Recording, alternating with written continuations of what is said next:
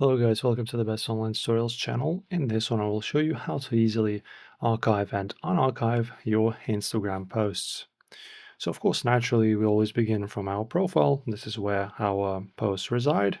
So click on your profile icon on the bottom right and you'll be taken to this screen.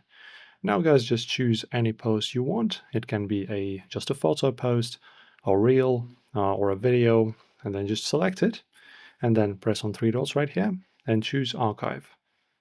There you go, it's now going to load. And as you can see, this post is being added to the archive. So adding it to the archive means that it's not going to be publicly visible anymore unless you unarchive it. So if you go back, as you can see now I have 0 posts. And in order to find that post again and bring it back, press on the three horizontal lines on the top right, go to archive, find this post, three dots once again right here, and then show on profile. Show. And this will move it from the archive back into your page, as you can see, like we had it before. So pretty simple, as you can see. Enjoy as always, guys. Like and subscribe.